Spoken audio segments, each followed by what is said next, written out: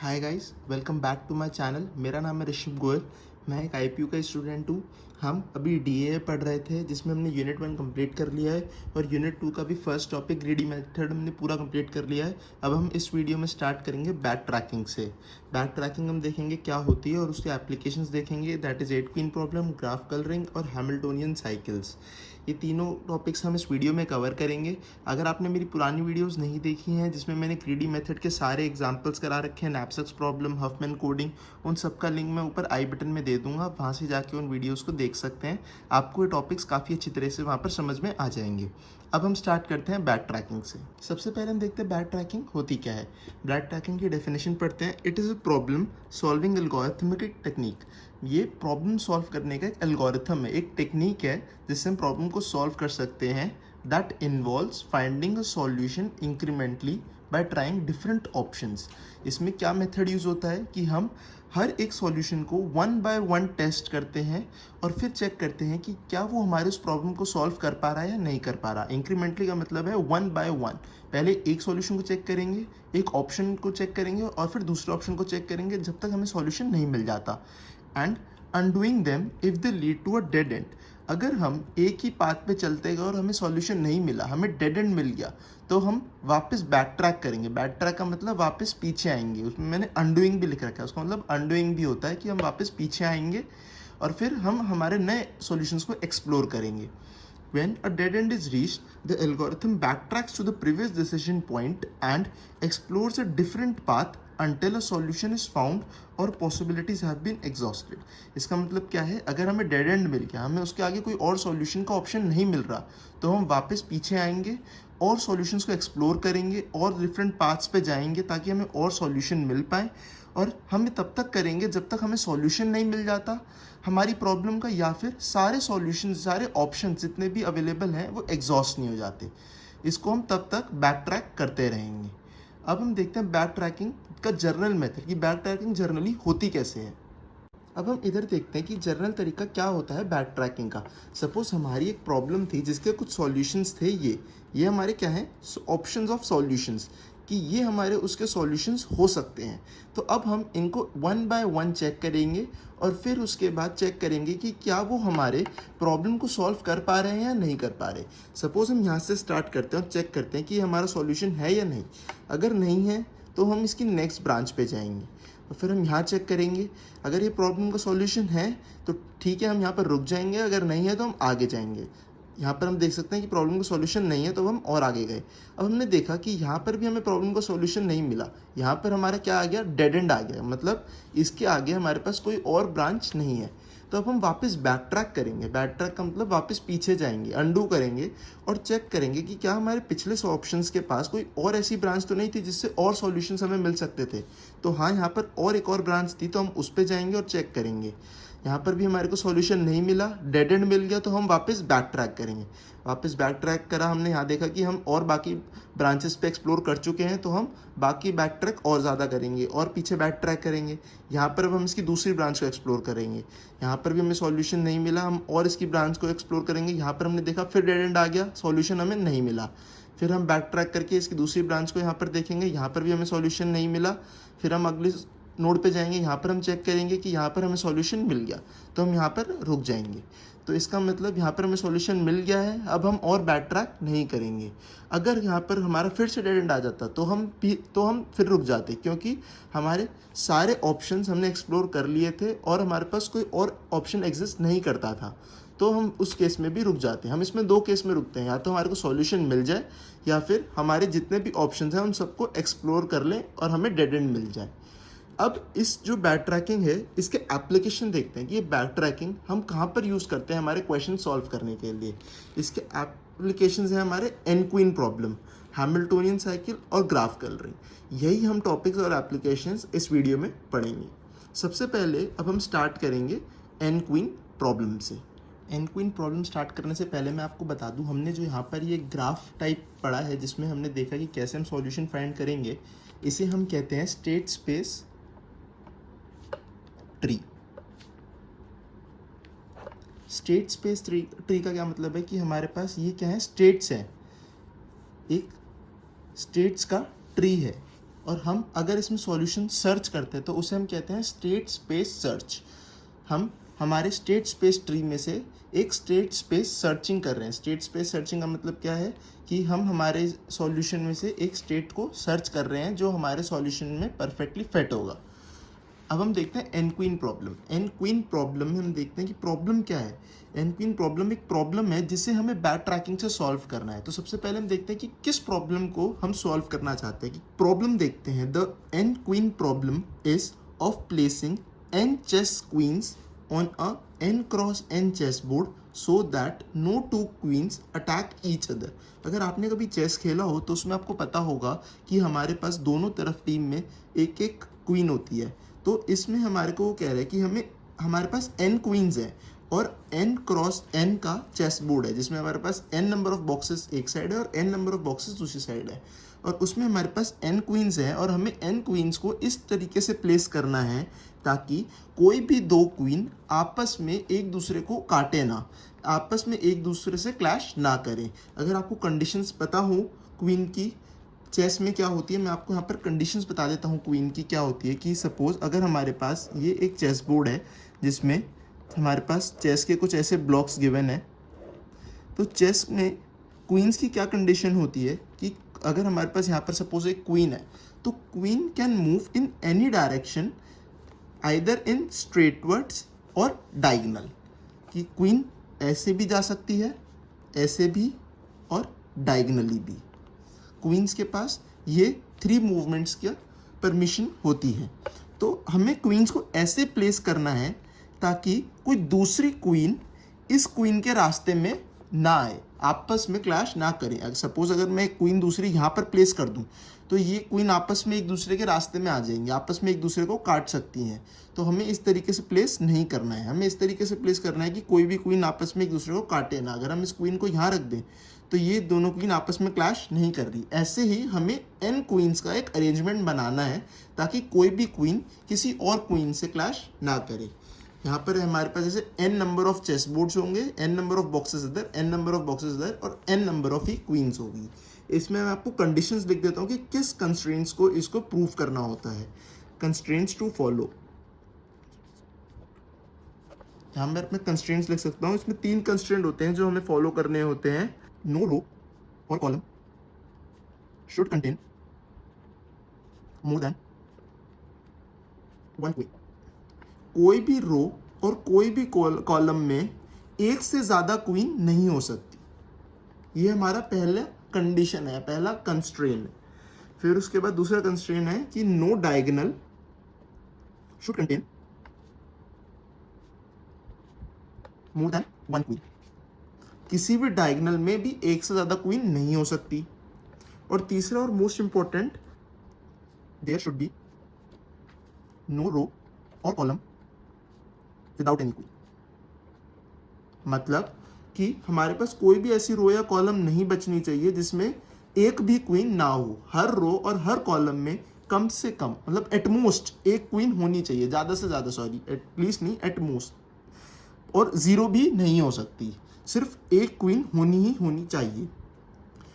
अब इस प्रॉब्लम को, जो ये एन क्वीन प्रॉब्लम है, हम इसे कंस्ट्रेंट सैटिस्फैक्टरी प्रॉब्लम भी कहते हैं क्योंकि ये कुछ कंस्ट्रेंट्स को सेटिस्फाई कर रही है। कुछ कंस्ट्रेंट्स मतलब कुछ कंडीशंस को सेटिस्फाई कर रही है, इसलिए हम कहते हैं N queen problem is also called, not also called मतलब उसके अंडर आती है, is under constraint satisfactory problems. N queen problem एक सबसेट है कंस्ट्रेंट सैटिस्फैक्टरी प्रॉब्लम्स का, मतलब वो उसके अंदर ही इंक्लूडेड है। अब एन क्वीन प्रॉब्लम समझाना बड़ा मुश्किल टास्क है क्योंकि इसमें हमारे पास n नंबर ऑफ बॉक्सेस होंगे और n नंबर्स ऑफ क्वींस होंगी जिसकी कोई गिनती नहीं है। तो इसलिए एग्जांपल के लिए हम 4x4 क्वीन वाले को सॉल्व करते हैं। 4x4 क्वीन प्रॉब्लम जिसमें हमने n की वैल्यू 4 लिया है। इसका मतलब क्या है कि हमारे पास एक चेस बोर्ड होगा जिसमें 4x4 बॉक्सेस होंगे कुछ इस तरीके से और 4 नंबर ऑफ क्वींस होंगी, Q1, Q2, Q3 and Q4। हमें इसको अरेंज करना है इस चेस बोर्ड में ताकि कोई भी क्वीन आपस में एक दूसरे से क्लैश ना करे, कोई भी क्वीन एक दूसरे को अटैक ना करे। तो अब हम इसको समझते हैं बैक ट्रैकिंग से। अब हम इसको बैक ट्रैकिंग से समझेंगे और इसका स्टेट स्पेस सर्च ट्री बनाएंगे। देखें, जैसे हमारे पास, हम इधर सबसे पहले इसमें जो हमने इस बॉक्स को बनाया है इसको इधर बना लेते हैं। हमारे पास यहाँ पर 4x4 का एक चेस बोर्ड आ चुका है। अब इसमें हम कॉलम्स और रो को नंबरिंग दे देते हैं 1 2 3 4। सपोज हम स्टार्ट करते हैं हमारी पहली रो से। ये हमारी स्टार्टिंग एज है, स्टार्टिंग नोड कह सकते हैं। सपोज हमारे पास सबसे पहले फर्स्ट रो में हमारे पास कितने प्लेसेस हैं हमारी फर्स्ट क्वीन को प्लेस करने को? तो हमारे पास 4 प्लेसेस हैं। x is equals to 1, x is equal to 2, 3 and 4। इसको मैं x ले देता हूँ हमारे कॉलम्स को। हमारे पास कितनी जगह है कि हम पहली क्वीन को प्लेस कर सकें? हमारे पास 4 जगह हैं। x is equals to 1, x is equals to 2, x is equals to 3, x is equals to 4। x is equals to 1 2 3 and 4। हमारे पास 4 प्लेसेस हैं। सपोज हमने सबसे पहले x इज इक्वल्स टू 1 मतलब फर्स्ट प्लेस पे हमारी पहली क्वीन को प्लेस कर दिया। तो अब हम देख सकते हैं कि अगर हमने यहाँ पर एक क्वीन प्लेस कर दी तो हम ना तो इसी रो में और कोई क्वीन प्लेस कर सकते, ना तो इसी कॉलम में कोई क्वीन प्लेस कर सकते, और ना इस डायगोनल में कोई क्वीन प्लेस कर सकते। तो अगर हम यहाँ पर देखें, हम x इज इक्वल्स टू 1 में अब और कोई क्वीन तो प्लेस नहीं कर सकते, बट हम x इक्वल टू 2 3 4 में चेक कर लेते हैं। यहाँ पर हम और बनाएंगे, दैट इज जब हम सेकेंड क्वीन प्लेस कर रहे हैं, हम यहाँ पर ये लिख देते हैं कि ये क्वीन 1 के लिए था। अब क्वीन 2 के लिए हम देखेंगे। क्वीन 2 हमको कहाँ प्लेस कर सकते हैं? हम x is equals to 2 3 and 4। x is equals to 2 3 4। अब 2 और पे हम चेक करें, अगर हम x इज इक्वल्स टू 2 पे क्वीन प्लेस कर देंगे तो वो डायगनली अटैक कर देगी। इसका मतलब ये फंक्शन वैलिड नहीं है, मतलब यहाँ पर हम नहीं जा सकते। तो अब हम क्या करेंगे? बैक ट्रैक करेंगे और फिर इसकी दूसरी नोड पे चेक करेंगे x इज इक्वल्स टू 3 पे। अगर हम यहाँ क्वीन प्लेस करते हैं तो क्या हम यहाँ पर क्वीन प्लेस कर सकते हैं? हाँ, यहाँ पर हम क्वीन प्लेस कर सकते हैं। तो हम इसकी और नोड्स को एक्सप्लोर करेंगे। अब सपोज अगर हमने यहाँ पर क्वीन प्लेस कर दी तो हम और कहाँ पर क्वीन प्लेस कर सकते हैं? या तो हम यहाँ कर सकते हैं या यहाँ कर सकते हैं। 1 और 3 तो पहले से ऑक्यूपाइड है, वहाँ पर तो हम प्लेस नहीं कर सकते। तो इधर हम लिखेंगे x इज इक्वल्स टू 2 और x इज इक्वल्स टू 4। अब हम सबसे पहले 2 पे जाएंगे और चेक करेंगे क्या हम यहाँ पर हमारी क्वीन 3 को प्लेस कर सकते हैं या नहीं कर सकते। x इज इक्वल्स टू 2 पे अगर हम यहाँ पर क्वीन 3 को प्लेस कर देंगे तो वो इस वाली क्वीन से डायगनली क्लैश कर जाएगी या फिर डायगनली अटैक हो जाएगा। तो हम x इज इक्वल्स टू 2 पे यहाँ पर भी नहीं प्रूव कर सकते। x इज इक्वल्स टू 4 पे चेक करें, बैक ट्रैक करके हम पहले इधर गए और फिर हमने से दूसरी नोड को चेक करा, ये हमारी बैक ट्रैकिंग परफॉर्म हो रही है। यहाँ पर हमने चेक करा x इज इक्वल्स टू 4 पे, x इज इक्वल्स टू 4 पे हमने चेक करा तो वो हमारी इन दोनों के साथ डायगनली अटैक हो रही है, तो हम इसको भी यूज़ नहीं कर सकते। अब हम फिर बैक ट्रैक करेंगे। यहाँ पर आने के बाद हमारे पास कोई और नोड नहीं है तो हम वापस और बैक ट्रैक करेंगे और अब हम x is equals to 4 node पे जाएंगे क्योंकि ये हमारी अनट्रेस्ड नोड है। अब हम यहाँ पर जाने के बाद इसके सॉल्यूशंस को चेक करेंगे। x इज इक्वल्स टू 4 पे अगर हमने हमारी क्वीन 2 को प्लेस कर दिया, सपोज मतलब इधर प्लेस करने के बाद अगर हमने इधर हमारी क्वीन को प्लेस कर दिया, एक हमारी क्वीन यहाँ प्लेस थी, एक यहाँ प्लेस है। अब हम इन दोनों रोज में तो क्वीन प्लेस नहीं कर सकते, इसके बाद मतलब हमारे पास ऑप्शन बताया 2 और 3। तो यहाँ पर हमारे पास 2 नोड बनेगी, x इज इक्वल्स टू 2 और x is equals to 3। x is equals to 2 और 3 में हम चेक कर लेते हैं। 3 में तो हम यहाँ पर प्लेस नहीं कर सकते क्योंकि डायगनली अटैक हो जाएगा, तो 3 वाली तो हम क्रॉस कर देते हैं। x इज इक्वल्स टू 2 की बची, x इज इक्वल्स टू 2 पे हमने सपोज प्लेस कर दी हमारी क्वीन। तब हम उसके भी कंडीशन चेक कर सकते हैं कि अब हमारे पास कितनी प्लेसेस बची, 1 2 सॉरी हम ये वाली तो यूज़ नहीं कर सकते क्योंकि यहाँ पर पहले से प्लेस हो चुकी है, तो हमारे पास एक कंडीशन बची सिर्फ x इज इक्वल्स टू 3 पे। अब हम यहाँ पर x इज इक्वल्स टू 2 पे जाने के बाद x इज इक्वल्स टू 3 पे भी जाएंगे। हम 3 पे देखेंगे कि हमारा फिर डायगोनल अटैक हो रहा है, वहाँ पर भी हमारा सॉल्यूशन नहीं बन पाएगा, तो हम फिर बैक ट्रैक करेंगे और फिर दूसरी नोड पे चेक करेंगे। अगर हमने पहली queen x is equals to 2 पे प्लेस कर दी होती तो क्या होता। अब हम यहाँ पर प्लेस करने के बाद फिर यहाँ पर हमारा सारी कंडीशंस का स्टेट स्पेस सर्च बनेगा। ऐसे करते करते हम चारों नोड्स का स्टेट स्पेस सर्च बना लेंगे, एक ट्री बना लेंगे ताकि वो हमारे हर सॉल्यूशंस को डिपेक्ट करेगा और उसमें से हमारा कहीं ना कहीं एक सॉल्यूशन मिल जाएगा। मैं आपको उसका सॉल्यूशन बता देता हूँ डायरेक्टली क्या होगा। जैसे हमारे पास यहाँ पर 4x4 का चेस बोर्ड है, तो इसका सॉल्यूशन कुछ इस तरीके से होगा कि सपोज हमने पहली क्वीन यहाँ प्लेस कर दी, that is x is equals to 2 पे। तो उसके बाद नेक्स्ट क्वीन हम प्लेस करेंगे x इज इक्वल्स टू 4 पे, क्वीन 2। अब ये दोनों क्वीन अभी क्लैश नहीं कर रही हैं, अब हमें नेक्स्ट क्वीन प्लेस करनी है, तो हम नेक्स्ट क्वीन कहाँ प्लेस करेंगे, x इज इक्वल्स टू 1 पे। यहाँ पर हमने एक क्वीन प्लेस कर दी और फिर अगली हमने यहाँ पर। अब आप यहाँ देख सकते हैं कि हमारी तीनों कंस्ट्रेंट कंडीशंस प्रूव हो रही हैं। वो कैसे कि हमारी every row or column should contain at most 1 queen. यहाँ पर आप देख सकते हैं हमारी हर रो और हर कॉलम में एक क्वीन है, मतलब कोई भी ऐसी रो और कॉलम नहीं छूट रही जिसमें कोई भी क्वीन ना हो। No diagonal should contain more than 1 queen. किसी भी डायगोनल में एक से ज़्यादा क्वीन नहीं है। जैसे आप देख सकते हैं ये वाला डायगोनल, ये वाला डायगोनल, ये वाला डायगोनल, ये वाला, किसी में भी एक से ज़्यादा क्वीन नहीं है, मतलब क्वीन कोई भी क्लैश डायगोनली नहीं कर रही है।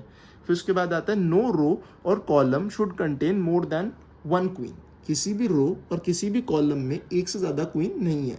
जैसे इस रो में एक है और इस कॉलम में एक है, इसी तरह इस रो में एक है और इस कॉलम में एक है, इस रो में एक है और इस कॉलम में भी एक है, इस रो में एक है, इस कॉलम में भी एक है। तीनों कंस्ट्रेंट्स यहाँ पर प्रूव हो रहे हैं। इसका मतलब ये हमारा एक इस प्रॉब्लम का सॉल्यूशन है जो हम बैक ट्रैकिंग के थ्रू फाइंड कर सकते हैं। जैसे यहाँ पर हम x इज इक्वल्स टू 2 पे हमने पहली क्वीन प्लेस करी, हम और कंडीशंस को जाते गए और हमें पता चला कि हमारी नेक्स्ट जो क्वीन आएगी वो x इज इक्वल्स टू 4 पे होगी। ऐसे ही x इज इक्वल्स टू 4 पे प्लेस करने के बाद अगर हम और कंडीशंस चेक करी, मैं अभी और स्टेट स्पेस नहीं बना रहा हूँ, उससे और कन्फ्यूजन क्रिएट होएगी। आप ऐसे भी एग्जाम्स में दिखा सकते हैं ताकि एग्जामिनर को अंडरस्टैंडिंग हो जाएगी कि आपको समझ में आ रहा कॉन्सेप्ट और आप उसको अच्छी तरह एक्सप्लेन कर पा रहे हैं। यहाँ पर x इज इक्वल्स टू 4 के बाद हमारी नेक्स्ट कंडीशन कहाँ पर होगी, अगली क्वीन कहाँ मिलेगी, x इज इक्वल्स टू 1 पे। ऐसे ही फिर x इज इक्वल्स टू 1 के बाद नेक्स्ट हमारे कहाँ पर मिलेगी, x इज इक्वल्स टू 3 पे। ये हमारा क्या होगा, सॉल्यूशन यहाँ पर मिल जाएगा और हम यहाँ पर रुक जाएंगे।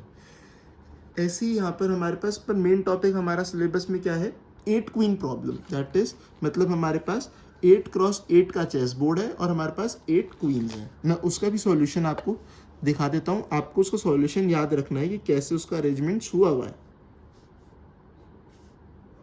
First row, second, third, fourth, fifth, 6th, 7th and 8th।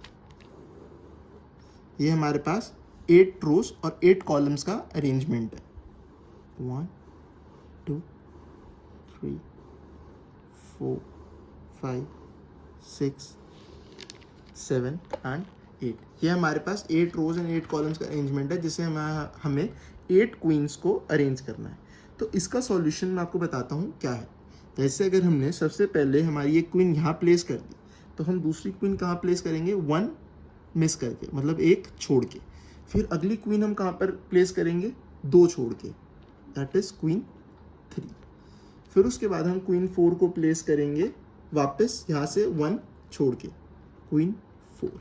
फिर हम कहाँ पर प्लेस करेंगे, यहाँ पर 1 छोड़ के, दैट इज क्वीन 5। उसके बाद 1 मिस करके क्वीन 6। देन क्वीन 7 हम कहाँ पर प्लेस करेंगे, यहाँ पर, और क्वीन 8 हम प्लेस करेंगे यहाँ पर। अब आप देख सकते हैं कोई भी जो हमारी क्वीन आपस में क्लैश नहीं कर रही है, आपस में किसी को अटैक नहीं कर रही है। यहाँ पर 4x4 में मैं आपको एक और सॉल्यूशन बता सकता हूँ कि एक और सॉल्यूशन बन सकता है अगर हम इसके अरेंजमेंट्स को रिवर्स कर दें। जैसे अगर हम क्वीन 1 को यहाँ रख दें, क्वीन 2 को यहाँ रख दें, क्वीन 3 को इधर और क्वीन 4 को इधर। जैसे मैं इसका भी दूसरा सॉल्यूशन बना के आपको दिखा देता हूँ इधर।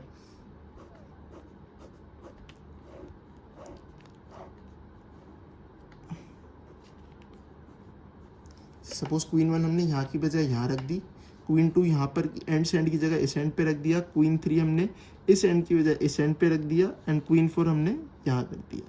तो ये भी हमारा एक सॉल्यूशन हो सकता है। स्टेट स्पेस सर्च के थ्रू हम इसको फाइंड कर सकते हैं। और ये है हमारा 8 क्वीन का प्रॉब्लम। 8 क्वीन प्रॉब्लम का सॉल्यूशन, कैसे हमारे 8 अरेंजमेंट्स हुए हुए हैं। इसका भी आप सेम ट्रांसपोर्ट ले सकते हैं, जैसे इधर वाले क्वीन 1 को इधर प्लेस कर सकते हैं, जो ये वाला क्वीन 2 है इसको इधर प्लेस कर सकते हैं, और ऐसे ही आप इसका दूसरा सॉल्यूशन भी फाइंड कर सकते हैं। एग्जाम में आपको इसका डायरेक्ट सॉल्यूशन भी बना के आना होगा कि आपका एंड में क्या सॉल्यूशन स्टेट स्पेस सर्च के थ्रू मिलेगा। अब हम नेक्स्ट टॉपिक देखते हैं, इतना ही था 8 क्वीन प्रॉब्लम। अब हम नेक्स्ट टॉपिक देखेंगे ग्राफ कलरिंग। ग्राफ कलरिंग काफ़ी छोटा सा टॉपिक है, उससे काफ़ी कम क्वेश्चंस पूछे गए हैं, उसकी बस एक्सप्लेनेशन पूछी गई है कि क्या वो होता है, क्रोमैटिक नंबर के बारे में पूछा गया है। तो हम उन सभी छोटे टॉपिक्स को भी इस वीडियो में कवर कर लेंगे। अब नेक्स्ट हम देखते हैं ग्राफ कलरिंग। ग्राफ कलरिंग क्या है? Painting all the vertices of a graph with colours such that no two adjacent vertices have the same colour is called colouring of graph.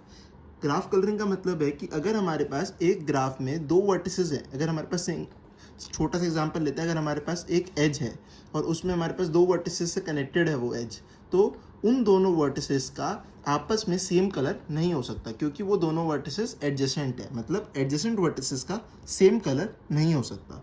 किसी भी दो जुड़े हुए वर्टेक्स का कलर सेम नहीं हो सकता। ये मैंने हिंदी में एक्सप्लेनेशन लिख रखी है। जो वर्टेक्स आपस में नहीं जुड़े हुए वो सेम कलर के हो सकते हैं। जो वर्टेक्स आपस में एक दूसरे से नहीं कनेक्टेड नहीं है उनका कलर सेम हो सकता है। जैसे हमारे पास एक एग्जांपल यहाँ पर है, हमारे पास एक एज है तो वर्टिसेस से कनेक्टेड है, इसका हम सेम कलर नहीं रख सकते, तो हमें इसको डिफरेंट नंबर से कलर से डिनोट करना होगा। जैसे मैंने इसको रेड कलर से डिनोट करा और इसको ब्लू कलर से। सिमिलरली हमारे पास यहाँ पर एक ट्राइंगल है जिसमें हमारे पास तीन वर्टिसेस हैं, तीनों आपस में कनेक्टेड है, तो इसका मतलब तीनों का ही डिफरेंट कलर होना चाहिए, तीनों का सेम कलर नहीं हो सकता। तो ये तीनों का मैंने डिफरेंट कलर से डिनोट कर रखा है, इसका ब्लू, रेड एंड ग्रे। ऐसे ही हमारे पास अगर ये स्क्वायर है और इसमें बीच में एज है, ये इसका मतलब ये दोनों एज आपस में कनेक्टेड है तो इन दोनों का कलर सेम नहीं हो सकता। ये दोनों एज आपस में कनेक्टेड है तो इन दोनों का कलर सेम नहीं हो सकता। बट ये दोनों एज आपस में कनेक्टेड नहीं है किसी भी तरीके से, डायरेक्टली कनेक्टेड नहीं है। एडजेसेंट का मतलब डायरेक्टली कनेक्टेड होना चाहिए, तो इन दोनों का कलर सेम हो सकता है। तो इसमें हम बैक ट्रैकिंग कैसे यूज़ करते हैं? इसमें हम बैक ट्रैकिंग यूज़ करते हैं कलर्स डिफाइन करके। जैसे सपोज हमने पहले वर्टेक्स का कलर ब्लू दे दिया, तो फिर अब हम इसके थ्रू स्टेट स्पेस सर्च बनाएंगे कि नेक्स्ट वर्टेक्स का कलर क्या हो सकता है। ऐसे हमने इसके स्पेस सर्च हमने तीन वर्टेक्स बनाए, तीन एज बनाए और उनका कलर डिनोट करा, एक का रेड, ब्लू और ग्रे। अब हम देख सकते हैं कि अगर हमारा जो सेकंड वर्टेक्स है, हम वर्टेक्स की नंबरिंग कर लेंगे, जो हमारा सेकंड वर्टेक्स है वो एडजेसेंट है तो उसका कलर ब्लू नहीं हो सकता। ऐसी सिमिलरली जो हमारे वर्टेक्स 3 है उसका भी कलर ब्लू नहीं हो सकता। तो हमारे पास कौन सा कलर बचा? रेड। तो उसको हम टिक कर देंगे, मतलब वहाँ पर हम उस सॉल्यूशन पे जा सकते हैं। इस तरीके से इसका स्टेट स्पेस सर्च ट्री बनता है।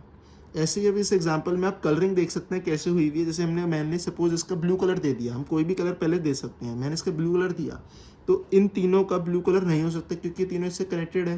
तो मैंने इसको दूसरा कलर दे दिया ग्रे। ऐसे ग्रे इससे भी कनेक्टेड है तो इसका कलर ना ब्लू हो सकता ना ग्रे हो सकता, तो इसका मैंने तीसरा कलर दे दिया रेड। अब हम इसको देखेंगे, ये वाला हमारा इससे भी कनेक्टेड है और इससे भी कनेक्टेड है, इसका मतलब ना तो इस वर्टेक्स का कलर ब्लू हो सकता ना रेड हो सकता, बट ग्रे हो सकता है क्योंकि ग्रे इससे डायरेक्टली कनेक्टेड नहीं है। हमें इसमें कोशिश करनी होती है हम minimum number of colours use करें। ऐसा कर सकते थे कि हम इसका भी कोई और ही डिफरेंट कलर दे देते, सपोज मैं इसका कलर ग्रीन दे देता, बट वो एक अच्छा सॉल्यूशन नहीं होता क्योंकि हमें यहाँ पर minimum number of colours he use करने होते हैं। इसमें एक कॉन्सेप्ट और आता है क्रोमैटिक नंबर का। Chromatic number, the least number of colours required for colouring of graph ji is called a chromatic number. Chromatic number वो होता है कि आपने उस ग्राफ को कलर करने में मिनिमम कितने कलर्स यूज़ करें। हमें सबसे minimum number of colours use करने होते हैं और हमें उसका नंबर बताना होता है कि हमने कितने कलर्स यूज़ करें, उस नंबर को हम कहते हैं क्रोमैटिक नंबर। जैसे हमारे पास ये वाला ग्राफ है, इसमें हमने दो डिफरेंट कलर्स यूज़ करें क्योंकि हमारी मजबूरी है, हम इसमें सेम कलर्स नहीं यूज़ कर सकते कि एडजेसेंट है, तो मिनिमम हम दो ही यूज़ कर सकते हैं, तो इसका क्रोमैटिक नंबर हुआ 2। ऐसे इस ग्राफ में हमने मिनिमम कलर्स यूज़ करे हैं कितने, 1, 2 एंड 3, तो इसका क्रोमैटिक नंबर हुआ 3। बस ये सिंपल सा कॉन्सेप्ट था क्रोमैटिक नंबर का। अब इसमें और कॉन्सेप्ट देख लेते हैं। The chromatic number of graph G is denoted by x of G. Chromatic number हम कैसे डिनोट करते हैं? x of G से। G हमारा क्या है? ग्राफ है। x of G is equals to k. Then the graph is called k chromatic. अगर हम x of G is equals to k लिखते हैं तो हमारा क्या ग्राफ क्या कहते हैं? k chromatic है। k क्या है? हमारा वैल्यू होगी, हमारा क्रोमैटिक नंबर होगा जो भी उस ग्राफ का आया है। अगर हम सपोज यहाँ पर हमारा 1 आ जाता कि हमारे पास उस ग्राफ को कलर करने में सिर्फ 1 कलर यूज़ हुआ है, तो हम उस ग्राफ को क्या कहते हैं कि वो एक 1 क्रोमैटिक ग्राफ है। Chromatic number of complete graph kn of n vertices is n। अब इधर आपको कन्फ्यूजन होगी कंप्लीट ग्राफ क्या होता है। कंप्लीट ग्राफ मैं आपको बता देता हूँ। कंप्लीट ग्राफ होता है कि ऐसा ग्राफ जिसके हर वर्टेक्स हर दूसरे वर्टेक्स से डायरेक्टली कनेक्टेड है। इससे मैं एक एग्जांपल यहाँ पर बना के दिखा देता हूँ। सपोज हमारे पास एक ये वर्टेक्स है और हर वर्टेक्स हर दूसरे वर्टेक्स से डायरेक्टली कनेक्टेड है। आप देख सकते हैं ये हर वर्टेक्स दूसरे वर्टेक्स से डायरेक्टली कनेक्टेड है, तो इसे हम क्या कहेंगे, कंप्लीट ग्राफ कहेंगे। ऐसे अगर मैं इसमें वर्टेक्स इंक्रीज कर दूँ तो इसमें अभी हर वर्टेक्स दूसरे वर्टेक्स से कनेक्टेड नहीं है, पर अगर मैं इसको ऐसे कर दूं तो अब हम कह सकते हैं कि हर वर्टेक्स दूसरे वर्टेक्स से कनेक्टेड है, तो ये क्या है, कंप्लीट ग्राफ है। और कंप्लीट ग्राफ में आप देख सकते हैं अगर हर वर्टेक्स दूसरे वर्टेक्स से कनेक्टेड है तो किसी भी वर्टेक्स का किसी दूसरे वर्टेक्स के कलर का सेम नहीं हो सकता। कोई भी वर्टेक्स का कलर दूसरे वर्टेक्स के कलर से सेम नहीं हो सकता। क्यों? क्योंकि वो आपस में कनेक्टेड है। अगर मैं इसका कलर इसको देना चाहूँ तो वो नहीं दे सकता, इसका कलर इसको देना चाहूँ तो नहीं हो सकता। सपोज सॉरी ये अभी कनेक्टेड नहीं है, यहाँ पर ये वाली भी एजेस मिसिंग थी। अब ये कंप्लीट ग्राफ है। अब मैं किसी भी एज का कलर किसी भी वर्टेक्स का कलर किसी दूसरे वर्टेक्स को नहीं दे सकता। हर वर्टेक्स को अपना अलग कलर देना पड़ेगा।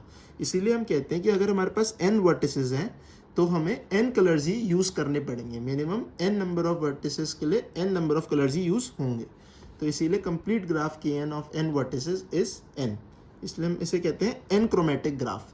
n मतलब नंबर ऑफ वर्टिसेस, n हमारा नंबर ऑफ वर्टिसेस है तो नंबर ऑफ वर्टिसेस ही लिखेंगे और फिर उसको chromatic graph. Chromatic number of null graph is 1। अब chromatic number of null graph का क्या मतलब है? नल ग्राफ होता है ये हमारा एक नल ग्राफ है जिसमें हमारे पास सिर्फ एक वर्टेक्स है और कोई एज नहीं है। तो इसको कलर करने में हमारे पास कितना कलर लगेंगे? 1 कलर। सपोज मैंने इसको ब्लू ही कलर कर दिया तो हमारे को कितना नंबर ऑफ कलर्स यूज हुए? 1। तो हम उसे कहेंगे 1 chromatic graph. Chromatic number of null graph is 1. If a graph is circuit with n vertices, then it is 2 chromatic if n is even and is 3 chromatic if n is odd. जैसे हमारे पास ये एक circuit graph है। Circuit graph क्या होता है? Close graph, मतलब आपस में सारे एज एक दूसरे से क्लोज कर रहे हो, कहीं पर भी कोई ओपन सर्किट ना हो।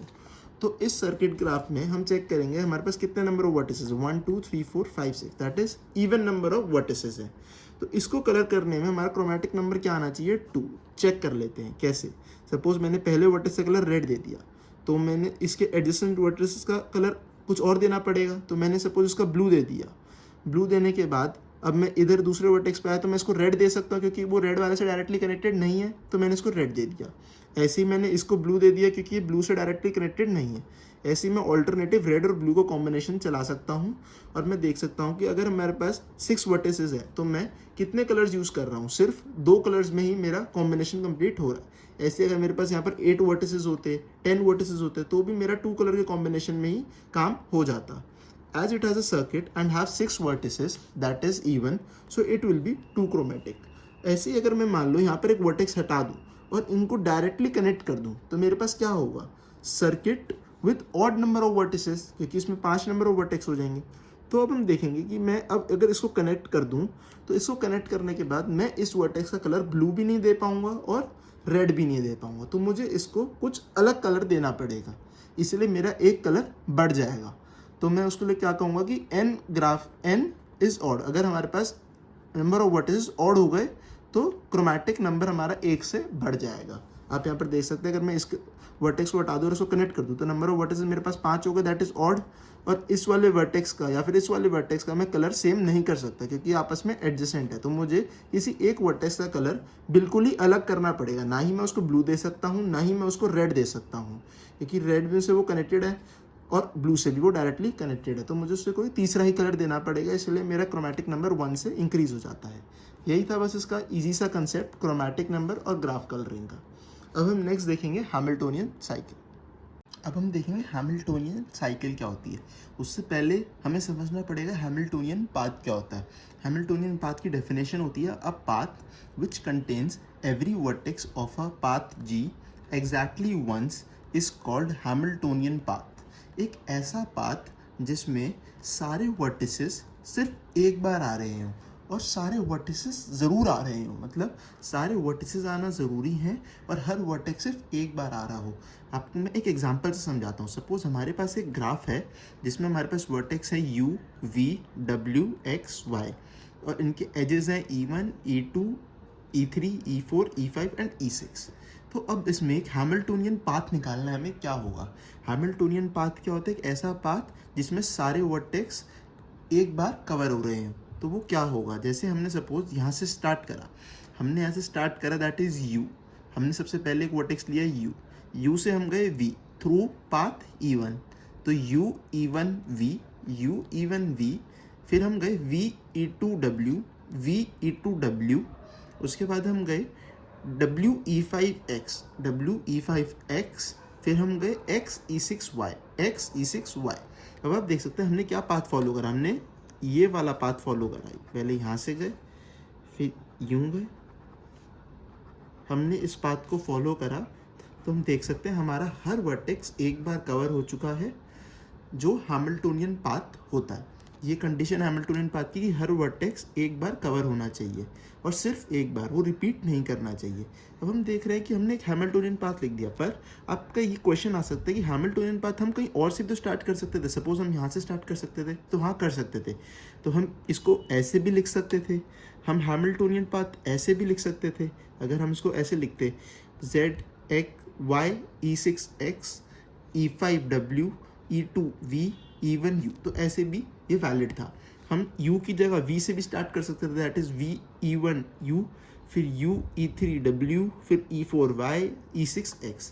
पर हम W से स्टार्ट नहीं कर सकते थे, क्योंकि आप देख सकते हैं हम W से स्टार्ट करते तो हम W से पहले Y तक जा पाते, Y से X तक जा पाते, फिर हम X से U या V तक नहीं जा पाते डायरेक्टली, हमें W के थ्रू जाना होता। तो W वर्टेक्स क्या हो जाता, 2 बार आ जाता, तो वो हैमिल्टोनियन पाथ नहीं कहलाता। ऐसे ही अगर हम V से स्टार्ट करें तो हम ऐसे तो V से जा पा रहे हैं, पर हम V से ऐसे नहीं जा पाएंगे, क्योंकि अगर हम V से ऐसे जाने की कोशिश करेंगे तो हम एक बार W को क्रॉस कर लेंगे, फिर X पे पहुंचेंगे, फिर Y पे, अब हमारा U रह गया। पर U पे जाने के लिए हमें क्या क्रॉस करना पड़ेगा, W, वो रिपीट हो जाएगा, तो इसीलिए वो हैमिल्टोनियन पाथ नहीं होगा। हैमिल्टोनियन पाथ मल्टीपल हो सकता है, पर हमें उसको हर बार चेक करना होगा कि क्या वो हैमिल्टोनियन पाथ की कंडीशन को सेटिस्फाई कर रहा है या नहीं कर रहा। अब हैमिल्टोनियन पाथ आपको समझ में आ गया होगा। अब इससे हम समझते हैं कि हैमिल्टोनियन सर्किट या हैमिल्टोनियन साइकिल होती क्या है। अब हम यहाँ देखते हैं Hamiltonian circuit, a circuit that passes through each of the vertices in a group G exactly one except the starting and the end vertex is called Hamiltonian circuit or cycle। Circuit और cycle एक ही बात होती है, पर वो होता क्या है, वो ऐसा सर्किट होता है जो कि a circuit that passes through each of the vertices in a group G, group की ग्राफ होना था। हमारे हैमिल्टोनियन सर्किट में क्या होता है कि हमारे पास हैमिल्टोनियन पाथ होना चाहिए और इसमें हमारा जो स्टार्टिंग वर्टेक्स और एंड वर्टेक्स है वो रिपीट कर सकता है। इसका मतलब वो कब रिपीट करेगा, जब हम किसी पॉइंट से स्टार्ट होके हम हैमिल्टोनियन पाथ लिखें और उसी पॉइंट पे आके एंड कर जाए, तो वो पॉइंट हमारा रिपीट होएगा। वो पॉइंट रिपीट होगा तो वही हमारा हैमिल्टोनियन सर्किट होगा। क्यों, क्योंकि वो एक क्लोज्ड पाथ बना लेगा। इसी को हम हैमिल्टोनियन सर्किट कहते हैं। डेफिनेशन से भी आप समझ सकते हैं, circuit that passes through each of the vertices, हर वर्टेक्स से पास हो in a graph G exactly once, हर बार एक ही बार सबसे पास हो। ये तो हैमिल्टोनियन पाथ की कंडीशन हो गई। फिर then one except the starting and end vertex is called Hamiltonian circuit। exactly once except the starting and the end vertex, अगर starting vertex और end vertex सेम होना चाहिए तब हम कहेंगे क्या है, वो एक हैमिल्टोनियन सर्किट है। इस एग्जाम्पल से समझते हैं। इस एग्जाम्पल में अगर हमें हैमिल्टोनियन सर्किट निकालना हो तो हम कैसे निकालेंगे। सपोज अगर हम यू से स्टार्ट करें तो हमें हर वर्टेक्स को एक बार कवर करना है, और अगर हम यू से ही स्टार्ट कर रहे हैं तो हमें आखिरी में यू पे ही एंड करना है। अगर हम U से इस डायरेक्शन में स्टार्ट करें तो हम क्या लिखेंगे, U E2 W, फिर E5 Y, फिर E6X, फिर E4 V और फिर E1 U। अब आप इस पाथ में देख सकते हैं हमारा ये पाथ क्या है, हैमिल्टोनियन सर्किट है। क्यों, क्योंकि जो स्टार्टिंग और एंड वर्टेक्स है वो रिपीट हो रहा है, और वहीं जहाँ से स्टार्ट हो रहा है वहीं पर एंड हो रहा है, और हर वर्टेक्स एक बार कवर हो गया, तो हम इसे क्या कहेंगे, हैमिल्टोनियन सर्किट कहेंगे। अब हम इस ग्राफ में मल्टीपल हैमिल्टोनियन सर्किट्स निकाल सकते हैं। कैसे, जैसे मैंने यूँ लिखा था तो अब हम इसको उल्टा रिवर्स भी लिख सकते हैं, that is U E1 V E4X E6Y E5W and E2U, जो मैंने यहाँ पर लिख रखा है। इसमें आप देख सकते हैं हमारा स्टार्टिंग वर्टेक्स और एंड वर्टेक्स दोनों सेम है। ये दोनों सेम होने चाहिए हैमिल्टोनियन सर्किट में। ये मतलब नहीं है कि अगर स्टार्टिंग और एंड वर्टेक्स रिपीट कर रहे हैं तो वो कहीं बीच में लाया कर सकते हैं, नहीं, वो हमेशा स्टार्टिंग वर्टेक्स स्टार्ट में ही लाया करना चाहिए और एंडिंग वर्टेक्स हमेशा एंड में ही लाया करना चाहिए। एंडिंग वर्टेक्स का मतलब है जो एंड में खत्म हो रहा हो, जिस वर्टेक्स पे एंड में खत्म हो रहा हो। ऐसे ही अब हम इस एग्जांपल में हैमिल्टोनियन सर्किट निकालने की कोशिश करते हैं। जैसे अगर हम इसमें देखें कि हमारा हैमिल्टोनियन पाथ तो कुछ इस टाइप का था, बट अगर हम इसमें हैमिल्टोनियन सर्किट निकालें, अगर हम सपोज वी से स्टार्ट करते हैं, we E1, U E3, W E4, Y E6, X, यहाँ तक तो हमारा हैमिल्टोनियन पाथ कंप्लीट हो गया। अब हम वापस जाएंगे, क्यों? क्योंकि हमें स्टार्टिंग और एंड वर्टेक्स सेम करना है। हमने वी से स्टार्ट करा था तो एंड में वी ही आना चाहिए। तो हम क्या लिखेंगे? E5W E2V। हमने ये सर्किट पूरा तो कर दिया, बट हमने देखा कि हमारा जो वर्टेक्स W था यहाँ पर रिपीट कर रहा है। इसका मतलब ये हैमिल्टोनियन सर्किट नहीं हो सकता। क्यों? क्योंकि कोई भी वर्टेक्स एक से ज़्यादा बार नहीं आ सकता एक्सेप्ट स्टार्टिंग वर्टेक्स। जहाँ से स्टार्ट कर रहे हैं वही खत्म होएगा, इसलिए वो 2 बार आ सकता है, पर कोई और वर्टेक्स बीच ग्राफ में दोबारा रिपीट नहीं कर सकता। जैसे आप देख सकते हैं, मैंने यहाँ पर यू से स्टार्ट करके एक पाथ लिखा है, U E1, V E2, W E5, X E6, Y E4, फिर W दोबारा इनकाउंटर हो गया, W E3 एंड U। इधर U ही स्टार्टिंग था, U ही एंड था। तो हमें इसमें लगता है कि ये हमारा हैमिल्टोनियन सर्किट तो नहीं है, बट ये नहीं होता। क्यों? क्योंकि हमारे पास यहाँ पर एक वर्टेक्स रिपीट कर रहा होता है, वो कौन सा है? W। अब जहाँ पर हमारा वर्टेक्स रिपीट कर रहा है, इसका मतलब ये वर्टेक्स 2 ग्राफ्स का एक जॉइंट बन रहा है। जहाँ पर भी इस तरीके का कोई वर्टेक्स हो जो 2 ग्राफ का एक जॉइंट की तरह परफॉर्म कर रहा हो, कि इस 2 ग्राफ को ज्वाइन कर रहा हो कॉमनली, तो उस टाइप के वर्टेक्स को हम कहते हैं आर्टिकुलेशन पॉइंट। इसको हम क्या कहेंगे? Articulation point. जैसे मैंने W को लिख रखा है, वो क्या है? एक आर्टिकुलेशन पॉइंट है। It is not a Hamiltonian circuit as W is repeated twice. ठीक है, ये था एग्जाम्पल हैमिल्टोनियन सर्किट का। अब हम देखते हैं हैमिल्टोनियन ग्राफ क्या होता है। हैमिल्टोनियन ग्राफ एक ऐसा ग्राफ होता है जिसमें हैमिल्टोनियन सर्किट हो। A graph G which contains Hamiltonian circuit is called Hamiltonian graph. आप इस एग्जांपल में देख सकते हैं, यहाँ पर हमारे पास हैमिल्टोनियन सर्किट था, तो इसको हम क्या कहेंगे? ये हमारा हैमिल्टोनियन ग्राफ है। बट इस एग्जांपल में हमारे पास हैमिल्टोनियन पाथ था, बट हैमिल्टोनियन सर्किट नहीं था, या फिर साइकिल नहीं था, तो ये हमारा हैमिल्टोनियन ग्राफ नहीं हो सकता। हैमिल्टोनियन सर्किट और साइकिल एक ही बात है। अब मैं आपको इसके कुछ और एग्जांपल्स दिखाता हूँ और उसमें ढूंढते हैं कि हैमिल्टोनियन सर्किट है या नहीं है। अब हमारे पास यहाँ पर कुछ 3 एग्जांपल्स हैं। अगर हम इसमें फाइंड करते हैं हमारे पास हमारा कोई हैमिल्टोनियन सर्किट है या नहीं है। सपोज ये हमारा एग्जांपल 1 है, जिसमें हमारे पास 6 वर्टिसेस है। इसमें हमें हैमिल्टोनियन सर्किट फाइंड करना है या फिर साइकिल फाइंड करना है। तो हम किसी भी एक वर्टेक्स से स्टार्ट कर सकते हैं। जैसे हमने सपोज 1 से स्टार्ट करके फाइंड करने की कोशिश करी, तो हम 1 से 2 तक जा सकते हैं, 2 से 3 तक जा सकते हैं, 3 से 4 तक जा सकते हैं, फिर 4 से 5 तक जा सकते हैं, 5 से 6 तक जा सकते हैं। बट अभी हम 1 तक वापस पहुंचना है, तो हमको क्या करना पड़ेगा? 4 के थ्रू ही जाना पड़ेगा। तो 4 क्या होगा? रिपीट कर जाएगा। इसका मतलब यहाँ पर अभी हैमिल्टोनियन सर्किट नहीं है, हैमिल्टोनियन साइकिल नहीं है। हम किसी और वर्टेक्स के थ्रू भी ट्राई कर लेते हैं। सपोज हम 6 के थ्रू ट्राई कर लेते हैं। हम 6 से 5 गए, 5 से 4 गए, 4 से 1 गए, 1 से 2, 2 से 3, फिर हमें अगेन 6 तक पहुंचना है। तो 6 तक पहुंचने के लिए हमें किसको यूज़ करना पड़ेगा? 4 को। तो ये 4 वापस से यूज़ में आएगा। तो इसका मतलब वर्टेक्स रिपीट कर रहा है एक्सेप्ट स्टार्टिंग पॉइंट और एंड पॉइंट। तो इसीलिए हम इसको क्या कहेंगे? हमारा हैमिल्टोनियन सर्किट नहीं है। आप इधर देख सकते हैं कि ये 2 ग्राफ को ज्वाइन कर रहा है। तो ये वाला पॉइंट हमारा क्या होगा? वही सेम होगा जो मैंने पीछे आपको बताया था, आर्टिकुलेशन पॉइंट। और जिस भी ग्राफ में आर्टिकुलेशन पॉइंट आ जाएगा, तो आप खुद समझ सकते हैं, अगर ऐसा कोई जॉइंट आ जाएगा तो हमें हर बार उसी जॉइंट के थ्रू जाना पड़ेगा। तो इसीलिए वहाँ पर हैमिल्टोनियन सर्किट नहीं हो सकता, हैमिल्टोनियन साइकिल नहीं हो सकती। So therefore it is not a Hamiltonian graph. ये हमारा हैमिल्टोनियन ग्राफ नहीं है, क्योंकि इसमें हैमिल्टोनियन सर्किट नहीं कंटेन हो रही। अब हम इस एग्जाम्पल को देखते हैं। इस एग्जाम्पल में हम अगर 1 से स्टार्ट करें, 1 to 2, 1 से 2 तक आए, फिर हम 2 से 4 तक आए, फिर अब अगर हम 4 से वापस चले गए तो हमारे ये 2 वर्टेक्स यूज़ नहीं होंगे। अगर हम 4 से 5 पे आ गए तो भी हमें अगर 6 पे जाना है तो 4 को यूज़ करना पड़ेगा। हमें 4 को बार बार यूज़ करना पड़ेगा अगर हमें कहीं और पे जाना है। तो ये हमारा एक जॉइंट की तरह वर्क कर रहा है। और आप देख सकते हैं कि यहाँ पर हमारे को एक तरीके से डेड एंड आ रहा है। यहाँ पर आप देख सकते हैं ये एक लीफ नोड की तरह काम कर रहा है, क्योंकि इसमें सिर्फ हमारे पास एक ही एज है। ऐसे वर्टेक्स जिसमें सिर्फ एक ही एज हो, वो हमारे क्या काम करेंगे? लीफ नोड की तरह काम करेंगे। तो इन वर्टेक्स को हम क्या कहते हैं? Pendant vertex. पेंडेंट वर्टेक्स, ये आप देख सकते हैं पेंडेंट की तरह लटक रहा है कि यहाँ पर सिर्फ एक ही नोड है जिसके थ्रू ये यहाँ पर हैंग कर रहा है। इसलिए हम इसको क्या कहते हैं? पेंडेंट वर्टेक्स कहते हैं। इसका अगर हमारे पास किसी भी ग्राफ में पेंडेंट वर्टेक्स आ जाएगा तो वो कभी भी हैमिल्टोनियन साइकिल नहीं फॉर्म कर पाएगा। क्यों? क्योंकि वो हमेशा उस वाले वर्टेक्स को इंक्लूड करने के वजह से वहाँ पर डेड एंड उसको एनकाउंटर करना पड़ेगा, डेड एंड मिलेगा उसको यहाँ पर, तो इसीलिए उसको उसी एज के थ्रू वापस जाना पड़ेगा दूसरे वर्टेक्स पे और वो वाला वर्टेक्स रिपीट करेगा।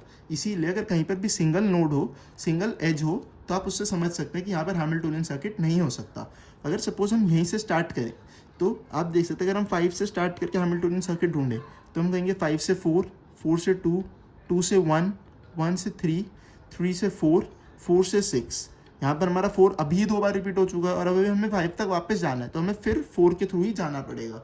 तो 4 हमारा बार बार रिपीट होएगा, तो इसीलिए हम इसे क्या कहेंगे, हमारा हैमिल्टोनियन सर्किट नहीं है। This is not an Hamiltonian circuit. अब हम इस एग्जाम्पल में देखते हैं। इस एग्जाम्पल में अगर हम 1 को हमारा स्टार्टिंग पॉइंट ले लें तो हम 1 से स्टार्ट करते हुए अगर गए 1 से 5, फिर हम अगर सपोज गए 5 से 4, 4 से 3, 3 से 2 और फिर हम 2 से 1, तो ये हमारा क्या हो गया, एक हैमिल्टोनियन सर्किट हमें मिल गया, हैमिल्टोनियन साइकिल मिल गया। ऐसे में और भी हैमिल्टोनियन साइकिल मिल सकती है। जैसे सपोज अगर हम 2 से स्टार्ट करें तो हम जा सकते हैं 2 से 1, 1 से 5, 5 से 4, 4 से 3 एंड 3 से 2।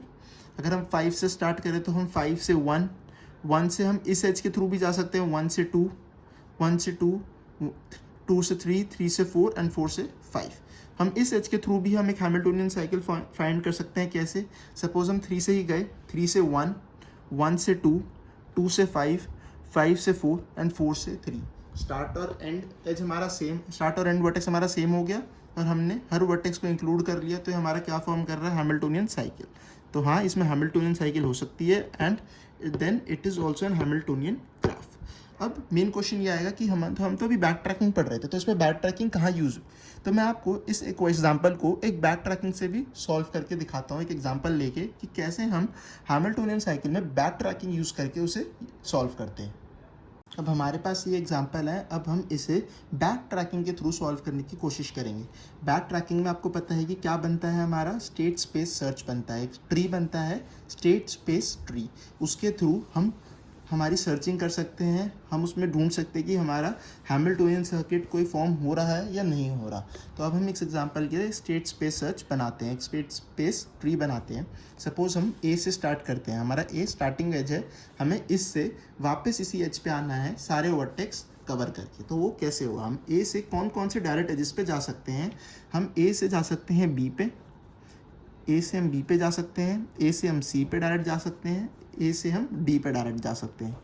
सपोज हम अभी बी पे और ट्रैवर्स करते हैं, बी से हम डायरेक्टली कहाँ जा सकते हैं, एक तो ए पे, पर हमें ए पे वापस नहीं जाना, हम ए को इंक्लूड दोबारा नहीं कर सकते क्योंकि वो हमारा स्टार्टिंग एज है और वो हमारा एंड में ही इंक्लूड होगा। अगर हम इसमें ए ही इंक्लूड कर लेंगे तो इसका मतलब हमने वापस ए से बी गए और बी से ए पे जाके एंड कर दिया, बट अभी हमारे सारे वर्टिसेस कवर नहीं हुए थे, तो इसलिए हम वापस ए पे नहीं जा सकते। अब हम बी से कहाँ पर जा सकते हैं, डी पे जा सकते हैं और ई पे जा सकते हैं। तो हम यहाँ से दो और एजेस बना लेंगे, दैट इज़ डी एंड ई। अब हम डी को ट्रैवर्स करते हैं, डी से हम डायरेक्टली कहाँ जा सकते हैं, ए, सी और ई। ए पे अभी हम नहीं जाएंगे क्योंकि अभी हमारे सारे वर्टिसेस ट्रैवर्स नहीं हुए हैं, तो हम कहाँ जा सकते हैं, सी पे और ई पे। इधर हम फिर से दो एग्जाम्पल बना लेंगे, सी एंड ई। अब हम सी पे ट्रैवर्स करेंगे, सी पे हम कौन से एजेस पे जा सकते हैं, ए एंड एफ। अगेन हम ए पे नहीं जाएंगे, हम कहाँ जाएंगे, एफ पे जाएंगे। अब हम एफ पे जाने के बाद कहाँ जा सकते हैं, ई पे जा सकते हैं, तो हम कहाँ जाएंगे, ई पे जाएंगे। ई पे अब हम देख सकते हैं हमारे पास सारे वर्टिसेस कवर हो गए, A B D C F E. अब हमें ई से वापस कहाँ जाना है, स्टार्टिंग पॉइंट ए पे जाना है, बट ई से हमारे पास कोई डायरेक्ट एज नहीं है ए तक जाने का, तो इसका मतलब हमें यहाँ पर क्या मिल गया, डेड एंड मिल गया। हम इससे आगे सॉल्व नहीं कर पाएंगे, हम ई से डायरेक्ट ए पे नहीं जा पाएंगे क्योंकि बीच में हमें कोई ना कोई और वर्टेक्स इंक्लूड करना पड़ेगा जो कि हैमिल्टोनियन सर्किट नहीं फॉर्म करेगा फिर, क्योंकि कोई वर्टेक्स रिपीट कर जाएगा। इसलिए अब हम यहाँ पर क्या करेंगे, बैक ट्रैक करेंगे, वापस एफ पे जाएंगे, फिर हम एफ से चेक करेंगे कोई और वर्टेक्स निकल सकता है, नहीं, तो हम एफ से सी पे जाएंगे, सी से हम देख सकते हैं कोई और एज निकल सकता है, वो नहीं निकल सकता, तो हम कहाँ जाएंगे, वापस डी पे जाएंगे। अब डी पे हमारा एक और सॉल्यूशन था ई, अब हम ई को ट्रैवर्स करेंगे, ई को ट्रैवर्स करके हम चेक करेंगे कि हम कोई और वर्टेक्स पे जा सकते हैं। हाँ, हम ई से कहाँ पर जा सकते हैं, बी पे, डी पे और एफ पे। बी और डी हम पहले यूज़ कर चुके हैं तो हम इसलिए इसको दोबारा यूज़ नहीं कर सकते क्योंकि हमें वर्टेक्स रिपीट नहीं करना होता, तो हम कहाँ जा सकते हैं, एफ पे जा सकते हैं। F पे जाने के बाद अब हम कहाँ पर जा सकते हैं, C पे जा सकते हैं, तो हम C को ले लेंगे। क्या हम दोबारा A पे जा सकते हैं? तो आप देख सकते हैं हमारे सारे एजेस इंक्लूड हो चुके हैं, A B D E F C। तो हम आखिरी में इंक्लूड कर सकते हैं A को, हाँ कर सकते हैं। तो यहाँ पर हम A को इंक्लूड कर लेंगे क्योंकि हमारे पास C2A डायरेक्ट एच है। तो आप देख सकते हैं हमारे पास ये एक सॉल्यूशन हमें मिल गया। ये हमारा क्या फॉर्म कर रहा है, हैमिल्टोनियन साइकिल फॉर्म कर रहा है। किस पाथ में, A to B, then B to D, and then D, B to D, फिर D to E, E to F, F to C and C to A। ये हमारे क्या फॉर्म हो गए, हैमिल्टोनियन साइकिल फॉर्म हो गई। ऐसे ही अब हम यहाँ पर हमें सॉल्यूशन मिल गया तो हम यहाँ पर रुक सकते हैं या फिर हम बैक ट्रैक करके और सॉल्यूशन फाइंड कर सकते हैं। हम वापस बैक ट्रैक करेंगे टिल बी में एक और एच था हमारे पास E, उसको ट्रैवर्स करेंगे A B एंड E के बाद हम और फाइंड कर सकते हैं D और F। सपोज हम कहाँ पर चले गए, हमने इसमें दोनों ऑप्शन लिख लिए D एंड F। पहले हमने D को ट्रैवर्स करा, D पे हम कहाँ से जा सकते हैं, D से C पे, क्योंकि C नोड आखिरी बची हुई है। C पे हम गए, C से अब हम F पे जाएंगे क्योंकि F हमारी नोड बची हुई है अभी। अब हम F से A पे डायरेक्ट नहीं जा सकते, तो इसका मतलब यहाँ पर कहाँ मिल गया, डेड एंड मिल गया। तो इस सॉल्यूशन को भी हम यूज़ नहीं कर सकते। हम वापस बैक ट्रैक करके इस पॉइंट तक पहुँचेंगे। F से अब हमें और बची हुई नोड्स को ट्रैवर्स करना है, वो कैसे होगी, F से हम E पे जा सकते हैं बट E ट्रैवर्स हो चुकी है। F से हम C पे जा सकते हैं, तो हाँ C इंक्लूड नहीं हुई अभी तक, तो हम C ले लेंगे। अब हम C पे जाने के बाद क्या हमारी अभी सारी नोड्स इंक्लूड हो चुकी है, नहीं, अभी हमारे पास कौन सी बची है, D। क्या हम C से D पे जा सकते हैं, हाँ जा सकते हैं D। देन हम D से वापस A पे जा सकते हैं, हाँ जा सकते हैं। तो ये भी हमारा एक सॉल्यूशन हो गया। कैसे, A B देन E, फिर उसके बाद F C D A D E F C D A। ये हमारा क्या हो गया, हैमिल्टोनियन साइकिल हो गया। ऐसे ही आप और भी हैमिल्टोनियन साइकिल्स फाइंड कर सकते हैं। तो ये तरीका था बैक ट्रैकिंग से सॉल्व करने का। होपफुली आपको उस बैक ट्रैकिंग अच्छी तरह समझ में आ गई हो। यही था इस वीडियो में। इसमें मैंने आपको तीनों तरीके समझा दिए, that is 8 queen problem, Hamiltonian cycle और ग्राफ कलरिंग। आपको अगर कुछ भी समझ में नहीं आया हो तो आप मेरे से कमेंट सेक्शन में नीचे पूछ सकते हैं, मैं वहाँ पर उसका सॉल्यूशन आपको प्रोवाइड कर दूंगा। आपको मेरी वीडियोस अच्छी लगी हो तो आप अपने फ्रेंड्स के साथ भी मेरी वीडियोस को शेयर करें ताकि उनकी भी सेमेस्टर एग्जाम्स में हेल्प हो सके। मेरे चैनल को लाइक और सब्सक्राइब करना मत भूलिएगा, उससे हमें मोटिवेशन मिलता है ताकि हम और वीडियोस आगे बना सके इसी तरीके से। Thank you, bye.